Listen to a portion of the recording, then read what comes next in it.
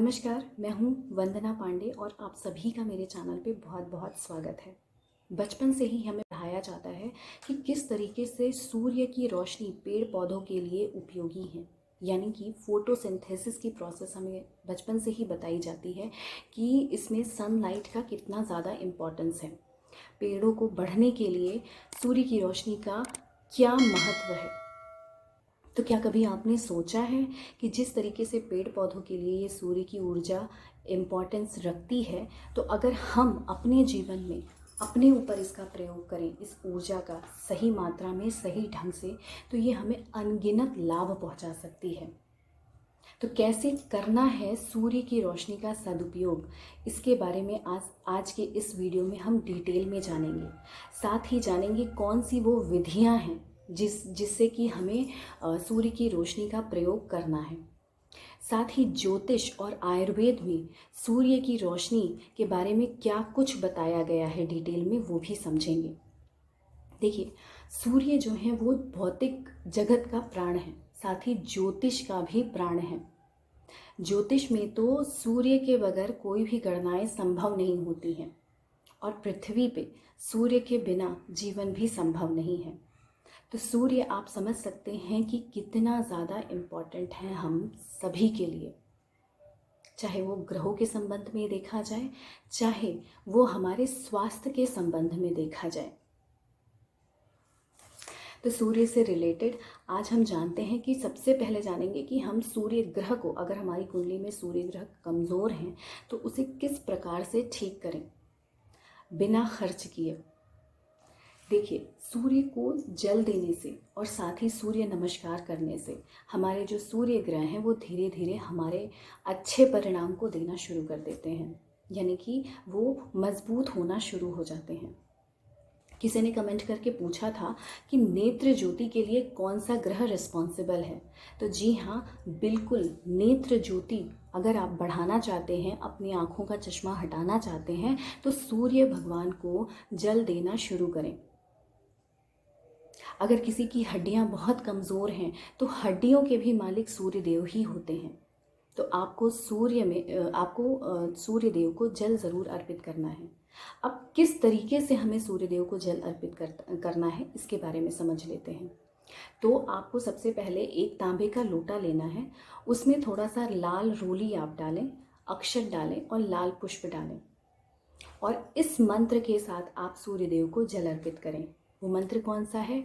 ओम घृणी सूर्याय नमः, ओम घृणी सूर्याय नमः, या फिर आप गायत्री मंत्र का भी जाप कर सकते हैं। इसके साथ साथ स्वास्थ्य की दृष्टिकोण से अगर देखा जाए तो आप सूर्य नमस्कार भी कर सकते हैं। अब ये आपके ऊपर निर्भर करता है कि आप 5 करें या 7 करें या आप 12 करें। 100 करने की ज़रूरत नहीं है, आप 5 ही करें, लेकिन उसको सीख करके धीरे धीरे और अच्छे से करें, तो आपके शरीर को ये पूरा लाभ पहुंचाएगा। और हो सके तो सूर्य की रोशनी में ही करें, जिससे आपको और भी ज़्यादा विशेष लाभ हो। देखिए, सूर्य जो होता है, सूर्य इतना इम्पॉर्टेंट ग्रह है हमारे लिए, चाहे वो राज्य की बात हो, सरकार की बात हो, तो इसका भी मालिक सूर्य ही होता है। सूर्य की रोशनी में जब आप बैठना शुरू करते हैं तो चाहे आपको वो कोई भी तरीके की प्रॉब्लम हो, आजकल जो बीमारियां बढ़ रही हैं, जैसे सर्वाइकल की प्रॉब्लम हो गई, हाई बीपी की प्रॉब्लम हो गई, है ना, स्किन प्रॉब्लम भी, यहाँ तक कि फंगल इन्फेक्शन हो गया, बैक्टीरियल इन्फेक्शन हो गया, ये सारी बीमारियों को भी क्योर करने की जो ताकत है वो सूर्य रखता है। अगर आप कुछ देर के लिए सूर्योदय के समय और सूर्यास्त के समय अगर आप सन रेज को अपनी बॉडी पे लेते हैं तो ये बीमारियां स्वतः ही ठीक होने लगती हैं। आयुर्वेद की दृष्टिकोण से अगर देखें तो सूर्य इतना महत्व रखता है कि आयुर्वेद में तो यही बताया गया है कि सूर्य उदय के 3 घंटे के भीतर यदि हम भोजन करते हैं, भारी से भारी भोजन करते हैं, तो उसको पचने में अधिक ऊर्जा का खर्च नहीं होता है, बल्कि वो बड़े ही आसानी से पच जाता है। और आयुर्वेद के नियम अनुसार तो हमें सूर्योदय से 3 घंटे के भीतर ही भोजन कर भी लेना चाहिए, और रात्रि भोजन तो निषेध बताया गया है आयुर्वेद में। हमारे यहाँ जो मैक्सिमम व्रत त्यौहार और ये चीज़ें आती हैं, स्पेशली जो व्रत उपवास की चीज़ें अगर आती हैं तो आप देखेंगे कि जब वर्षा ऋतु होती है तब ही रखा जाता है। ऐसा क्यों है? क्योंकि देखिए सूर्य जो है ना हमारे पाचन तंत्र पे सीधा सीधा असर डालते हैं।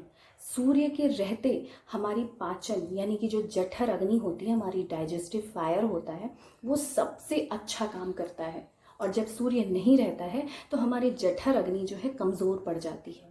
तो वर्षा ऋतु के समय में सूर्य कहीं ना कहीं इतने ज़्यादा दिखाई नहीं पड़ते हैं। इसीलिए वर्षा काल में हमें बताया जाता है कि हमें बाहर का भोजन नहीं करना चाहिए। और व्रत और उपवास के बारे में बताया जाता है, चाहे आप सावन का सोमवार देख लीजिए, तीज देख लीजिए, ज्योतिया देख लीजिए, नवरात्रि देख लीजिए, और या फिर आप चतुर्मास नियम पालन के विधान के बारे में अगर आप जानते हो तो वो ही देख लीजिए। ऐसा क्यों है? क्योंकि हमारे पूर्वज जानते थे, वो अच्छे से जानते थे कि जिस समय सूर्य की रोशनी धरती पे कम पड़ रही होती है, हमारे पाचन तंत्री जो है, तंत्रिकाएं हैं, वो इतनी मजबूत नहीं रहती हैं, तो वो खाना अच्छे से नहीं पचा सकती। इसलिए हमें मैक्सिमम से मैक्सिमम उपवास और व्रत इस समय में करना चाहिए, ताकि हमें मतलब हम खुद स्वस्थ रह सकें।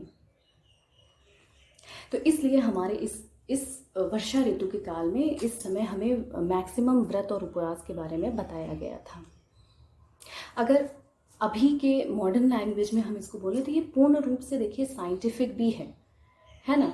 और रात्रि के समय आयुर्वेद में क्या बताया गया? रात्रि के समय आयुर्वेद में बताया है कि अगर हो सके तो आप भारी भोजन ना करें, बहुत ही हल्का फुल्का कुछ खाएं, या फिर सबसे अच्छा तो ये रहेगा कि आप रात्रि के समय सिर्फ और सिर्फ दूध ही लें।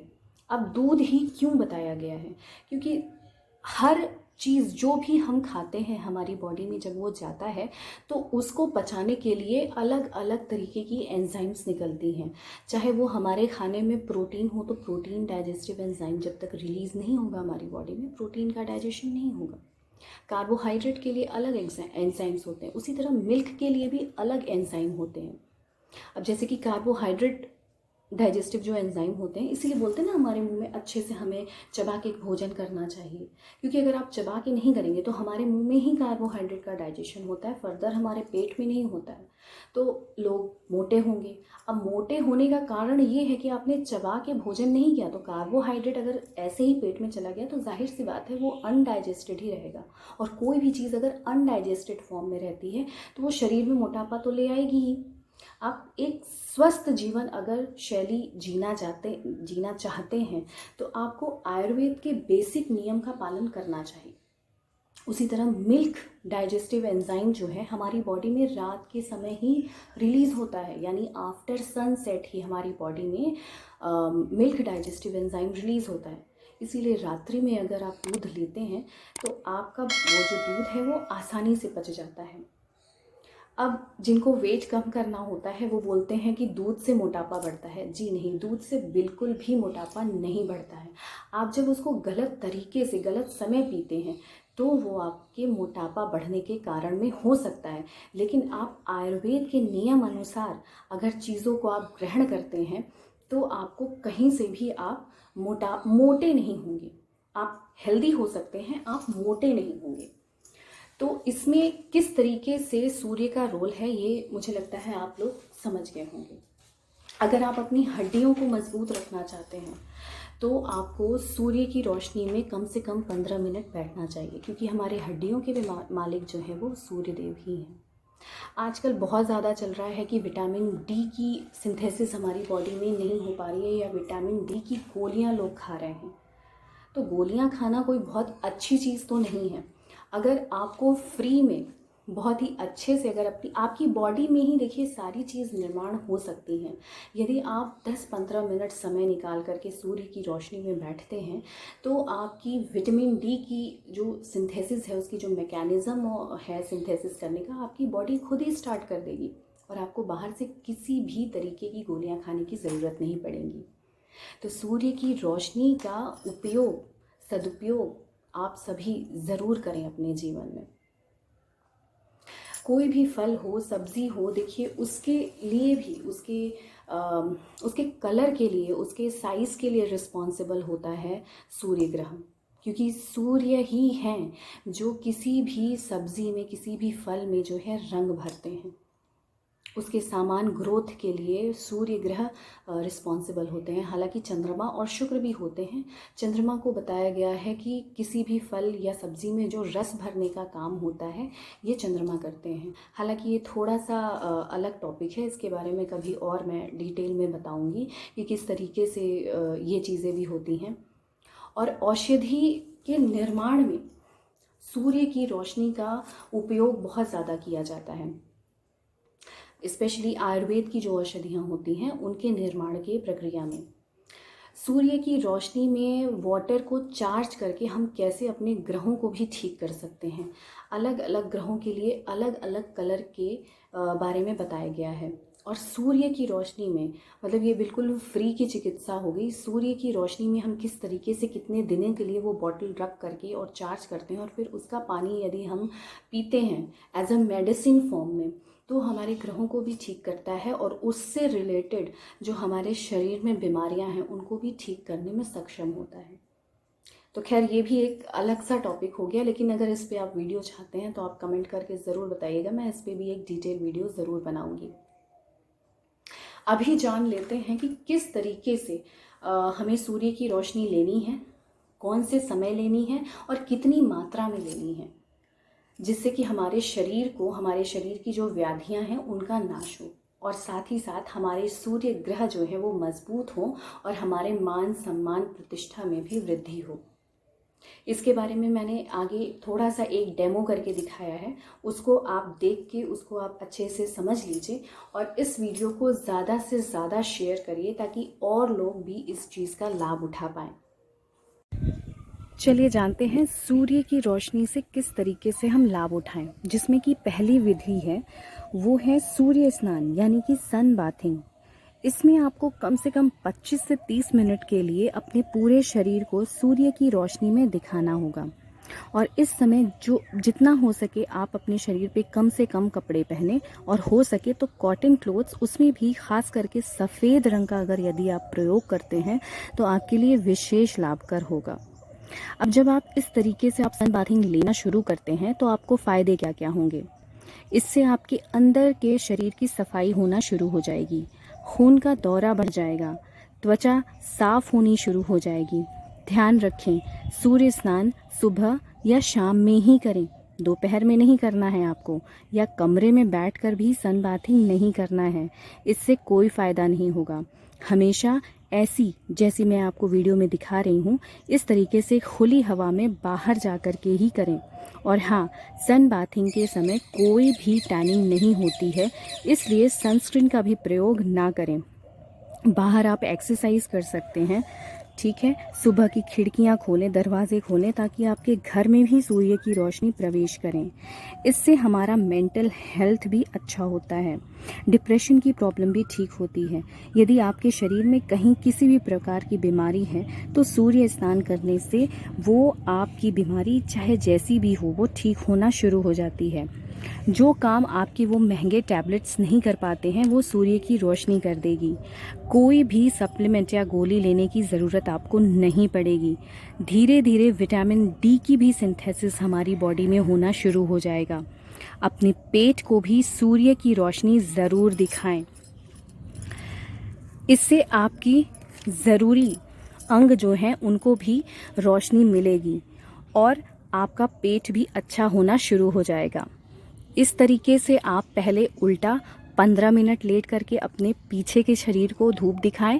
तत्पश्चात आप आगे की ओर मुड़ करके और अपने आगे के शरीर को भी धूप में इस तरीके से दिखाएं, और इससे आपको, आप देखेंगे कुछ ही दिनों में आपको बहुत सारे फायदे होने शुरू हो जाएंगे।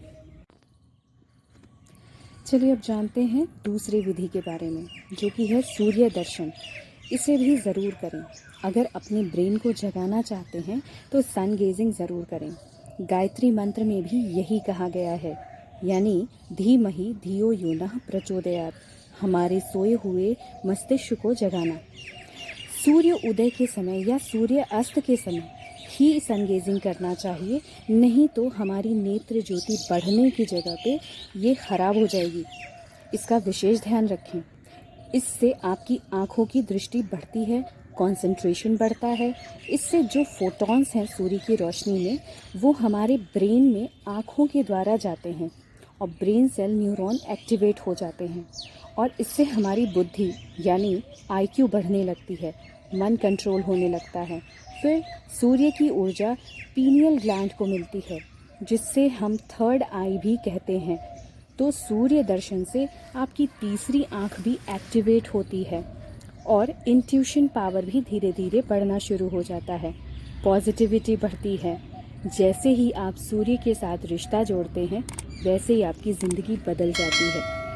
उम्मीद करती हूँ मेरा आज का ये वीडियो आप सभी को पसंद आया होगा, और अगर पसंद आया है तो मेरी चैनल को लाइक, शेयर, सब्सक्राइब करना ना भूलें और ये महत्वपूर्ण सी जानकारी और लोगों को भी ज़रूर पहुँचाएँ।